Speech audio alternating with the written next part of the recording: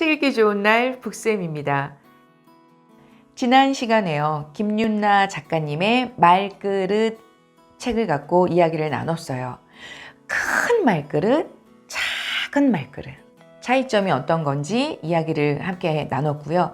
이번 시간에는 두 번째 시간을 갖도록 할게요. 이런 분들이 있대요. 좋을 때는 그냥 그건 좋은 거고, 그냥 감사한 거고. 그런데 조금이라도 서운한 일이 있거나 억울한 일을 당했을 때는요, 그때에는 막 반응을 하고 서운해하고 목소리 높여서 눈 막 크게 뜨면서 이야기를 하는 분들이 있대요. 이런 분들을 7글자로 감정에 서툰 사람들, 8글자네요. 그리고 4글자로는 분노 중독이라고 하네요.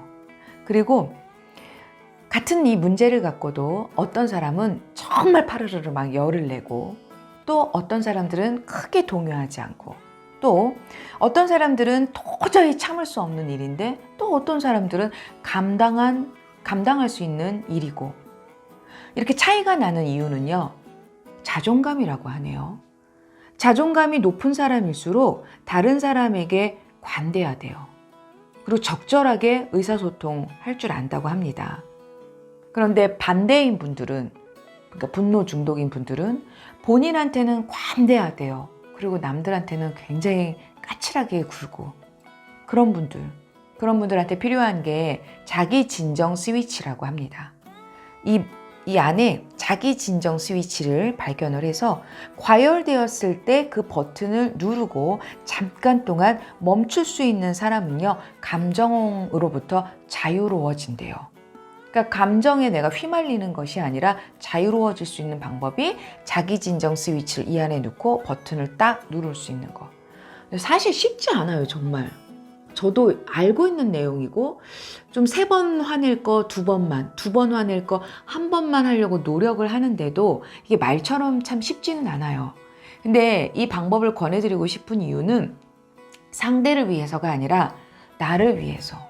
내 마음을 천국으로 만들 수 있는 것도 지옥으로 만들 수 있는 것도 나잖아요. 그래서 그 자기 진정 스위치를 오늘부터 여기다가 착각 하고 만들어 놓기를 바래요. 그래서 이 얘기를 해드리고 싶고, 또 진짜 감정 찾기라고 하는 파트에서는 이런 이야기가 나왔어요.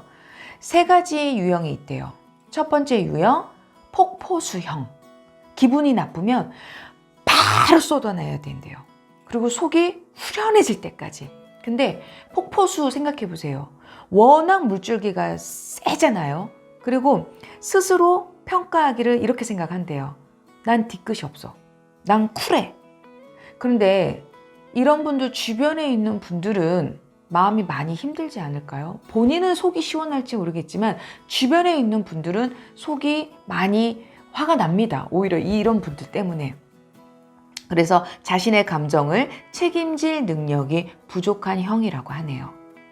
그럼 반대로 웬만해서는 감정 표현을 안 한대요. 보통 내성적인 분들, 또 참을성이 굉장히 있다라고 얘기를 하죠. 이런 분들을 호수형이라고 하는데, 호수형 생각해 보세요. 이렇게 고여있죠. 고여있다 보니까 썩는데요. 뭐가? 내 감정이. 그러니까 이런 분들은 감정 노동을 너무 많이 하는 거예요. 주변 분들이 편할지는 모르겠지만 나는 너무너무 괴로운 거죠. 그런데 이런 분들이 끝까지 또 참을 수 있는 게 아니라 사람이잖아요. 한계가 있잖아요.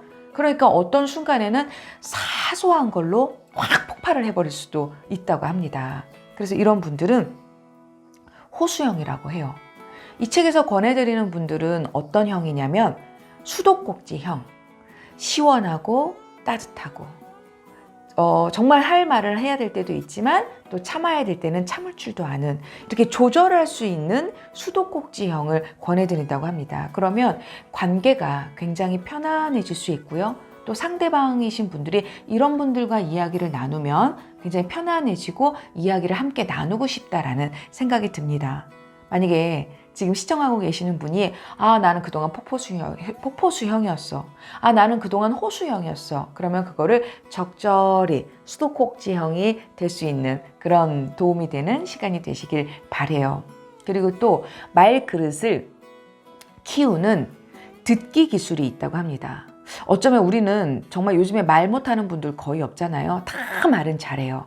근데 듣기 능력이 뛰어나신 분들이 별로 없다고 하는데 말그릇을 키우는 방법 중에 하나가 듣기 기술을 키우는 거라고 합니다. 조개를 해감하는 방법을 이야기를 해주셨어요. 조개를 어떻게 해감할까요? 소금물에 담가서 그늘진 곳에 이렇게 놔두죠. 그러면 조개는 내가 지금 바닷속에 있구나 라는 편안한 마음이 들어서 그 모래와 찌꺼기를 이렇게 내뱉는다고 합니다. 그게 듣기 기술에서도 필요한 게 상대방에게 막 조언부터 하려고 하고 내가 정답을 막 알려주려고 하고 그 이전에 듣기를 하는 거죠. 경청을 하는 거죠. 그러면 그분 스스로가 해감하듯이 모래, 찌꺼기가 나오듯이 그렇게 듣기 기술을 키우는 방법은 정말 중요하다고 합니다. 그리고 관계의 3가지 법칙 중에 저는 이제 한 가지를 이야기를 해드리고 싶어요. 어떤 이야기냐면 사람은 누구나 각자의 진실이 있다. 이거는 제가 좀 리얼하게 얘기해드려야 돼서 책을 보고 얘기해드릴게요. 무한도전 12살 명수라는 코너에서 멤버들이 싸웁니다. 술래를 뽑는데 각자 자란 동네마다 술래 뽑는 방법이 달랐기 때문이지요. 정영돈 부산시 남구 용호동에서는 댄디라고 했다고. 너네 진짜 이상하다. 하하. 에이, 그게 뭐야. 서울시 용산구 동부 이촌동에서는 대댄지였다니까. 정준아, 참나. 말도 안 돼. 서울시 관악구 신림동에서는 댄지 후레찌였어. 유재석, 답답하네, 답답해. 서울시 강북구 수유리에서는 모든 애들이 뒤집어라 엎어라 라고 했어. 서로가 자기 말이 정답이라며 싸웁니다. 댄디가 정답일까요? 댄지 후레찌가 정답일까요? 각자의 진실이 만나 다름이 됩니다. 각자의 진실이 만나 다름이 됩니다. 그러나 그 다름 속에서 내 것이 정답이라고 믿는 순간 더 이상의 경청은 어려워집니다. 당신이 비웃고 있는 상대의 말도 그 동네에서는 진실일 수 있다는 것을 기억하세요. 저는 이거 무한도전 정말 이 코너 재밌게 봤거든요. 정말 메시지가 있었어요. 이 책을 읽으면서. 그리고 여기 거의 끝맺음에 이런 말씀을 해주시네요. 김윤나 작가님이. 당신이 하는 말이 누군가를 일으키고 다시 달리게 할 수 있기를, 누군가를 위로하고 사랑할 수 있기를, 무엇보다 당신의 소중한 사람을 지킬 수 있는 힘을 가지길 응원한다. 라고 하면서 마무리를 했어요. 참 감사한 책이에요. 정말. 이 책은 제가 한 3번 정도 읽었던 것 같아요. 정말 이 영상이 도움이 많이 되셨다면 꼭 이 책을 사서 읽어보시기를 권해드리고요. 오늘 여러분들은 어떤 말을 더 많이 하셨습니까? 상대에게 좀 힘이 나는 말을 많이 해주셨어요? 아니면 상처가 되는 말을 많이 하셨나요? 우리 이 영상을 보시면서 좀 따뜻한 말을 전할 수 있고 톡을 보내도 좀 따뜻한 톡을 보낼 수 있는 그런 우리가 되기를 바라면서 북쌤이 오늘도 응원합니다. 시청해 주셔서 감사합니다.